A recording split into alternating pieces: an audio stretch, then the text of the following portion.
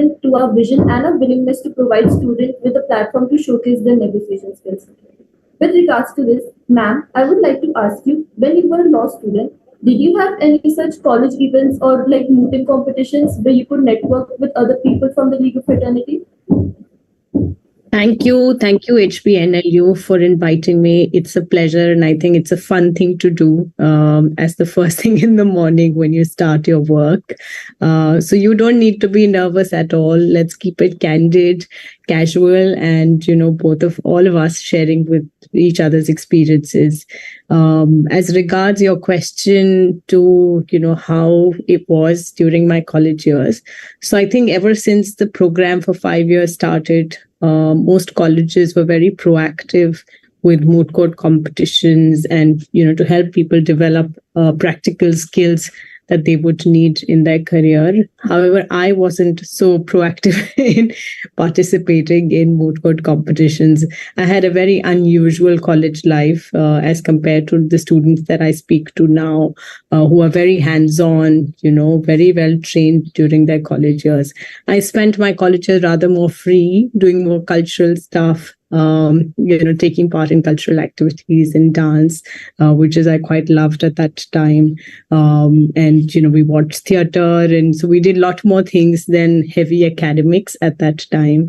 But as the forefront of the college, these initiatives had started by then, quite seriously. So yeah.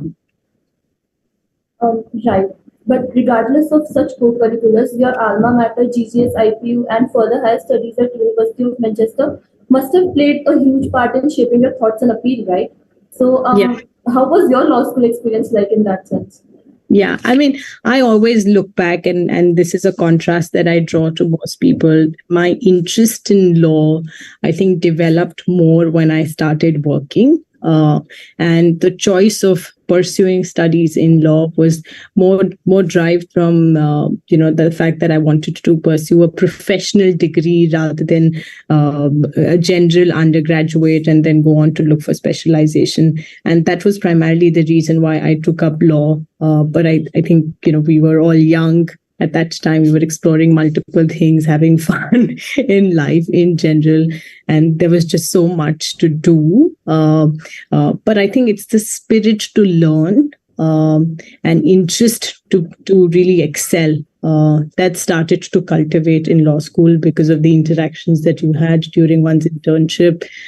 Even in Manchester, it was a different experience. It was for the first time that I had traveled outside the country, living on my own. So those are different life skills that one develop, which nevertheless, get used, when you work in whatever sphere of your life. So for me, it was more about the life skills that I developed during the college years rather than expertise in law. I don't know if you know, my master's in law was actually in intellectual property. So it had nothing to do with IP arbitration.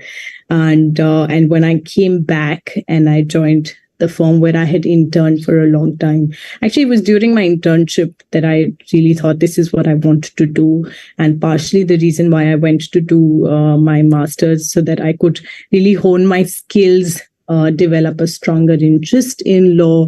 And then when I came back and joined the same firm, I actually did, the first big matter was a tax matter. So again, away from intellectual property, away from arbitration. So I pretty much did whatever came to my desk. And for me, that was the skill set that rather than thinking this is what I want to do, which is the clarity that you guys have now. For me, it was about doing best with what you had in hand. And then just the path kept opening up. So it's that very tax matter actually to one of the strongest learnings in my life in terms of the legal career was that case, because that went on, from the Income Tax Appellate Tribunal to Bombay High Court to Supreme Court. There were so many seniors involved. There's so many layers in that one case alone, and which itself became like a platform to learn so many more dimensions. And then the many other cases followed on. And it was that very own case that led to the first big arbitration matter that I worked on, which was the investment treaty arbitration. Usually the learning curve that people have is first they do commercial arbitration and then they go on to do investment treaty arbitration. I actually had it reverse. I got the exposure of investment treaty arbitration and then, some of the other matters that flowed on. So yeah, that's how the learning curve shaped. So college life, nevertheless, whether one does seriously undertake mooting academics or not, it's how you treat that period of your life. And I think just learning so many different dimensions is as equally important as the academic bent.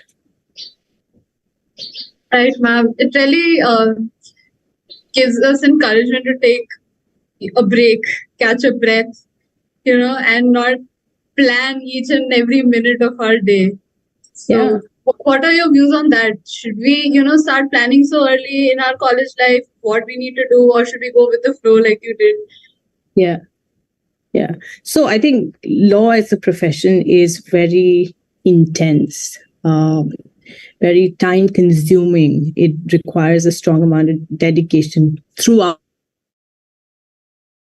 Okay, I'm an associate, now I'm a senior associate principal. Say once I become a partner, it's going to be easy. It doesn't become easy at all. It becomes intense at different layers. So that process is going to continue for all your life. And the key is the consistency and developing interest rather than exhausting yourselves. And the college years are also meant to, this is where I differ from a lot of people that I interact with. College years are meant to shape you, right? It also meant to allow you to freely explore different avenues. I don't know how many law students actually go and watch theater, read many books besides law books alone, right? It's not just about the law books. In fact, this is an example that I quote, particularly of Mr. Harish Salve. And when I worked with him, it was not just about his legal excellence, but his ability to understand different spheres of life. And so you could take up any subject with him. He knew how the nuances in that sphere worked. And that's because of the exposure that he's had and the amount of learning. He loves music. So it's not that you have to bury yourself in the books and the legal curriculum alone. Please really widen your horizons, expose yourself to multiple things. And law is also very interesting because you encounter so many different streams of work, right? You could have environmental matter, you could have mining, you could have tax, you could have sale of goods, you could also have a medical insurance matter, you could have just so many different spheres. And that's the exciting part about law, because you are not confined to one. So even if one has to pursue arbitration is only the procedural aspect. The substantive contract of commercial interactions will vary at different levels and different grounds. So it's important now to use these 5 years where nobody is judging you, where there is no pressure to perform, is to freely hone, really the spirit is what I call to learn in your life. So very crucial years. So don't get so serious. Of course, it's important you learn to discipline. But I have seen people who are sort of more, who have different dimensions to life, excel better than those who just so narrowly, so focused, because they just exhaust themselves, right? So please use this time to read so many more different books. And not just legal books, different biographies of different people. Go watch different movies as well, and have different interactions with people from all spheres of life. Is what my suggestion would be based on my little experience that I've had. Wow, ma'am, that was a really insightful answer, and I would like to say that's not little experience at all. But also, this brings me to my next question for a brief period. So, in a sense, you have also experienced college from the point of view of a professor as well. So, did you notice any difference, like how things used to be when you were a law student versus how they are now? Yeah, I think at the core level, the fundamentals of teaching remain the same. The difference is in the teaching style or how teachers approach this such an important responsibility. To be honest, I think teaching is one of the most important professions because they are building and they are responsible for so many people's lives. Unfortunately, maybe in our country, it's not taken so seriously or not paid enough attention to as it should be. So I thoroughly enjoyed. I remember I've had to attend lectures at 7:30, 7 o'clock in the morning because those same students had to go and do their internships. I would wake up at 4 o'clock, prepare for my lecture. And it was not about the money that I was earning, but it was the sheer joy that it gave me knowing that how many people's life am I influencing and how important was it to build their foundation. In fact, I always say that if it is not for being a lawyer and practicing in law firms, I would rather teach. Maybe I don't know if that's the ending curve of my life. I would just end up just teaching because I love it so much, and I have great amount of respect for the teachers who teach. Because it's just such a great responsibility, shaping people. Students learn from the way you are. They don't necessarily learn from the lecture that you have given. They're observing your life. I'm still in touch with a lot of my students that I taught and continue to interact and share what I'm learning along the way. Yeah. So no fundamental difference, but it's a very individual style of teachings that a lot of teachers have over a period of time. But I think it's really the seriousness and understanding the responsibility that a teacher has, which is what is very, very important and striking. So hopefully in the future, we will find teachers who pursue just purely for the love of teaching and not because of anything else. Yeah. Yes, ma'am, definitely. As soon as government salaries and positions allow that, I think that will happen automatically. And ma'am, you give meaning to the phrase leading by example. I'm sure your students adore you, just like we do. So ma'am, you worked at DMD Associates for almost a decade before joining CAD. And yeah. I want to know that how has arbitration life been different for you than litigation life, if it has been? Yeah. So, my arbitration experience was started as a long part of my time at DMD, and litigation was rather brief, but the strong later part of the years, I did the arbitration work there.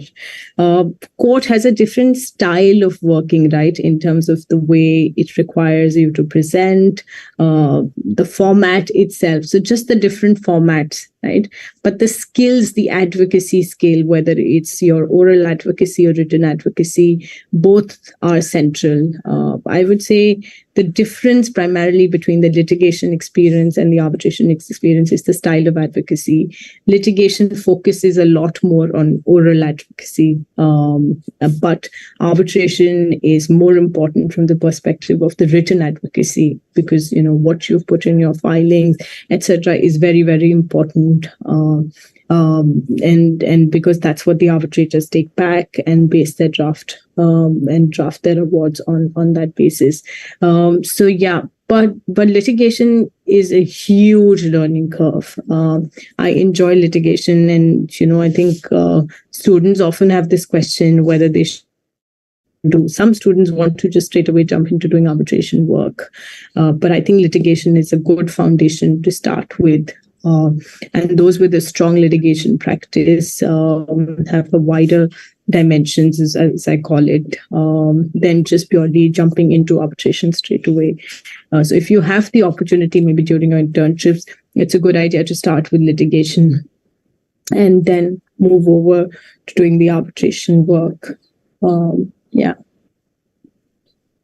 Right, ma'am. We'll really take this advice, and it's really helpful for our viewers as well, because now, as we are interested in ADR practices these days, we tend to jump onto internships that are only focused on mediation and arbitration. I think we should, as young students, we should avoid that and start with litigation as a Yeah. foundation.